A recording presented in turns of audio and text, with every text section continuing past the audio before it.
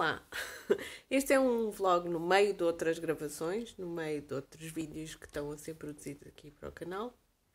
Queria só contextualizar as coisas. Portanto, já foi publicado o primeiro vídeo, que corresponde à primeira parte de uma conversa minha com outras pessoas, que são todos profissionais do turismo em Portugal e alguns profissionais do turismo de Portugal, mas deslocados, que estão fora de Portugal e, portanto, que são a linha da frente do turismo de Portugal noutros países, nomeadamente no Japão e na Coreia do Sul, porque me interessava falar do fluxo de turismo inbound, das pessoas que vêm do Japão ou da Coreia do Sul para visitar Portugal.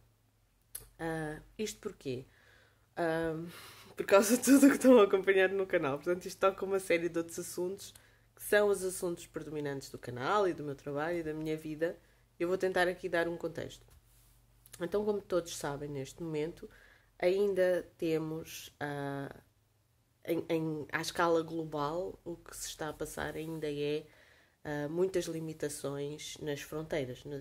Portanto, a soberania das fronteiras de cada país decidiu fechar ou abrir para certos destinos pontuais, ou abrir para certas condições muito específicas, ou não abrir.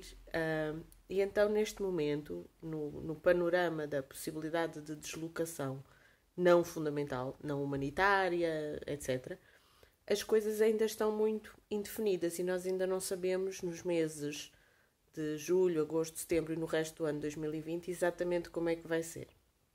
E aqui entra a importância de ouvir os profissionais.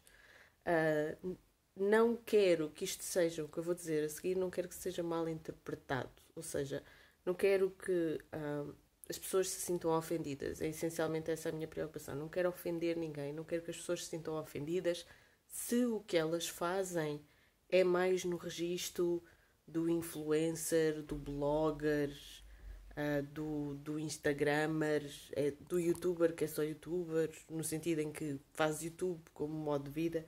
Não quero ofender essas pessoas, mas a verdade é que algumas das tarefas, algumas dos papéis que essas pessoas se puseram a representar já eram feitos por especialistas de determinadas áreas, como recursos humanos, como marketing, como Tourism Destination Production, agora estou baralhada no inglês, portanto, produção de destino turístico.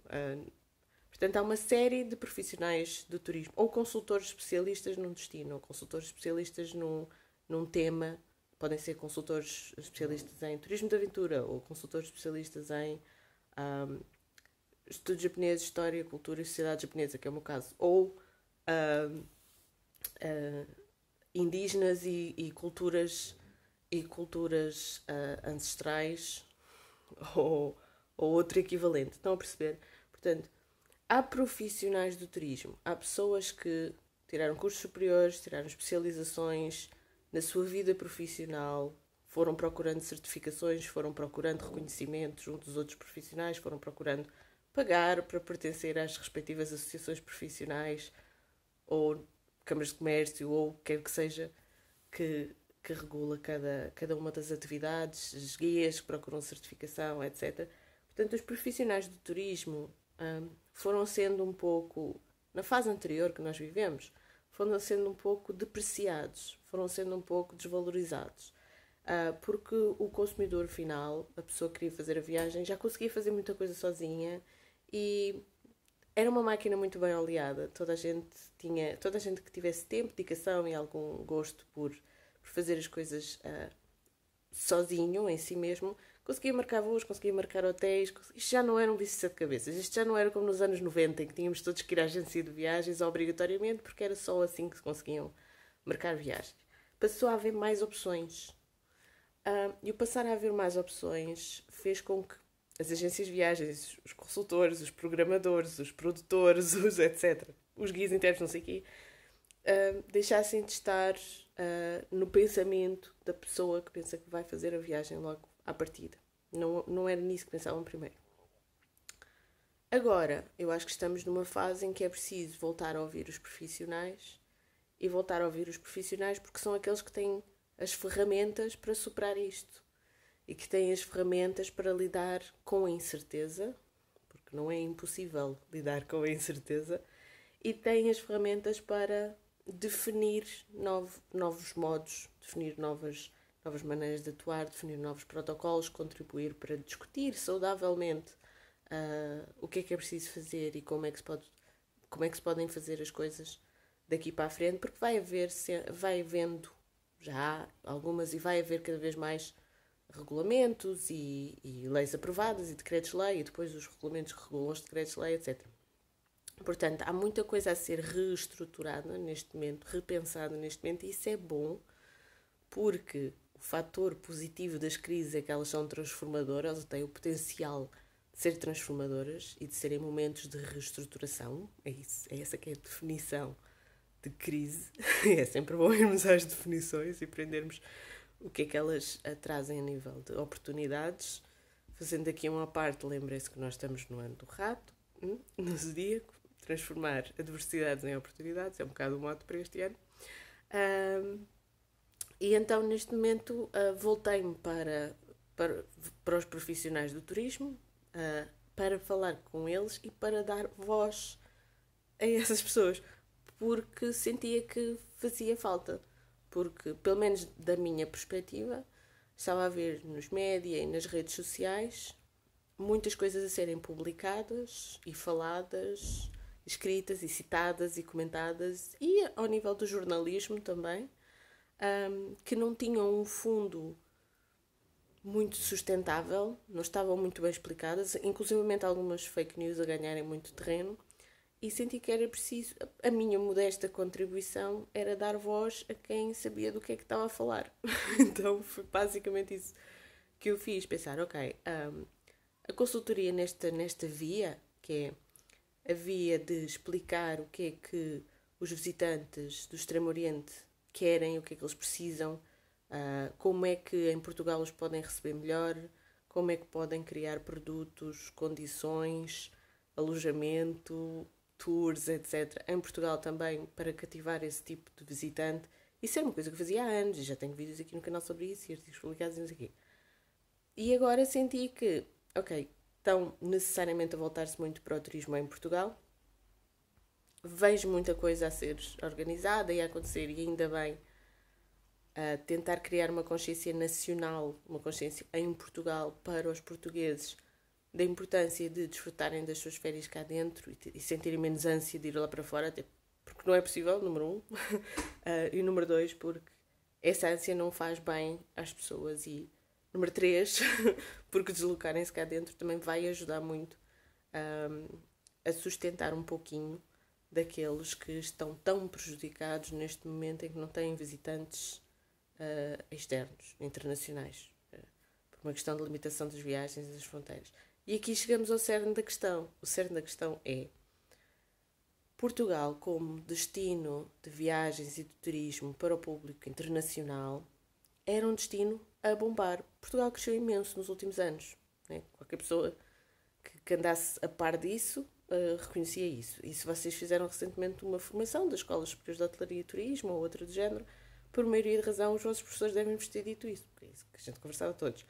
Então, o que se passa é que Portugal como destino turístico estava a crescer tanto e a não haver sombra de dúvida quase que fosse abrandar, que já estava na fase de se começar a desenvolver uma segunda ou uma terceira etapa, depende dos teóricos, que é de procurar-se que o turismo fosse sustentável. Sustentável ecologicamente, sustentável economicamente, do ponto de vista da diversidade de regiões e de deixar dividendos, não é, das despesas dos visitantes para a sustentabilidade e o melhoramento da economia local dessas regiões.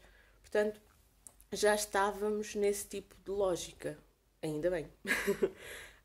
O que acontece é que, não havendo os visitantes internacionais, não havendo os visitantes estrangeiros, o turismo feito pelos visitantes nacionais não pode, isto é matemática, não chega lá, não pode completamente suplantar a falta que os visitantes internacionais fazem.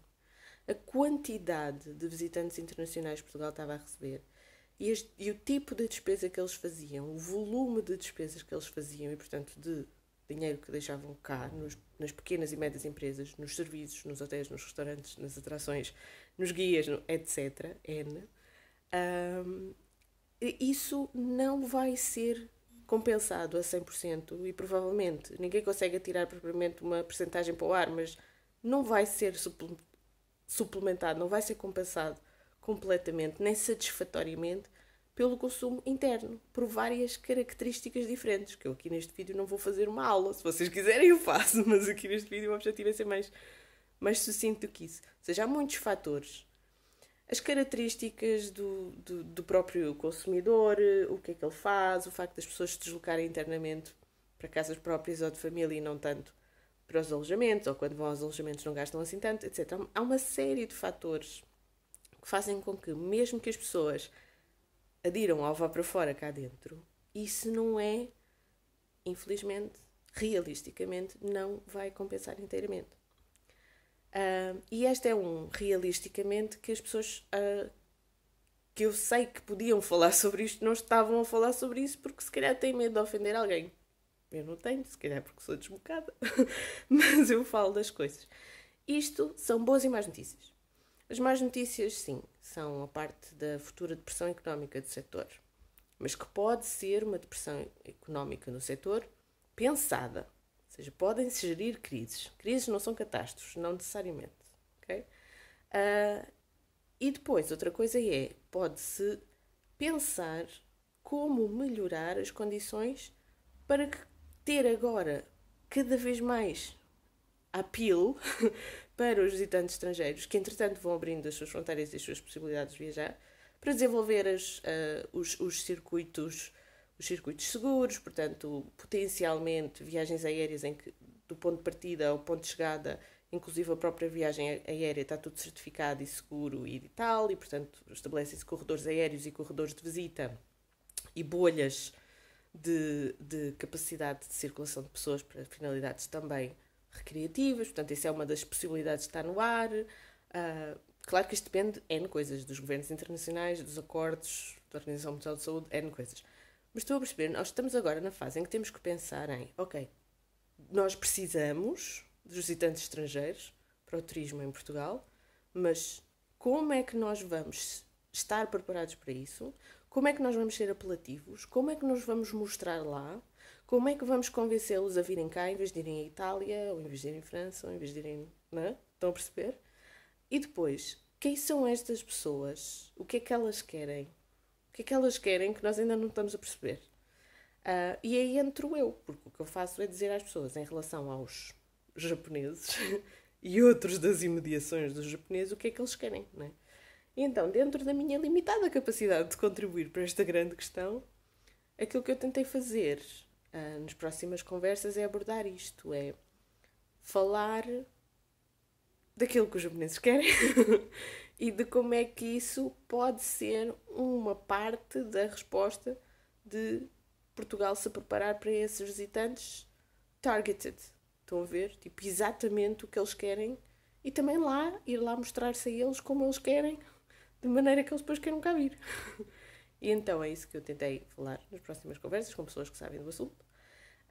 E é sobre isso também que eu vou fazer mais 3 ou 4 vlogs mais práticos. Portanto, o meu plano é fazer coisas mais práticas, provavelmente hotelaria e alojamentos, restauração e comes e bebes, e se calhar atividades, cultura, eventos, e se calhar isso até é capaz de ser desdobrado em 2 ou 3 partes, porque acho que é preciso guidelines, mais uma vez, nos vídeos ou eventualmente nos posts de blog que estejam associados também aos vídeos. Não vou poder ser exaustiva, isto são cursos inteiros, não são só vídeos, mas eu espero que dê pistas a alguém para começar a pensar sobre o assunto e levar isto a sério, porque nós precisamos dos visitantes. Nós, pessoas que trabalham para promover a boa imagem de Portugal lá fora, não é suficiente.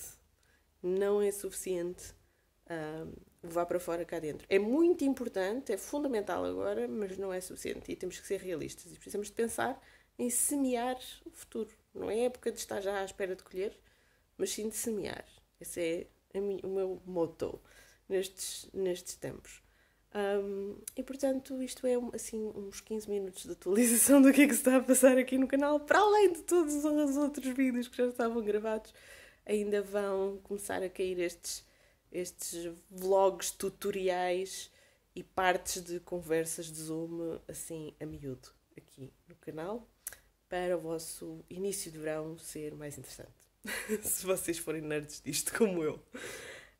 Pronto, e vai sempre havendo novidades na página do Projeto Cultural e Pedagógico Japão em Portugal, vai sempre havendo novidades no blog umlongoverãojapão.com e sigam os links e sigam as descrições e vão explorando mais estas questões. Uma grande beijoca para todos.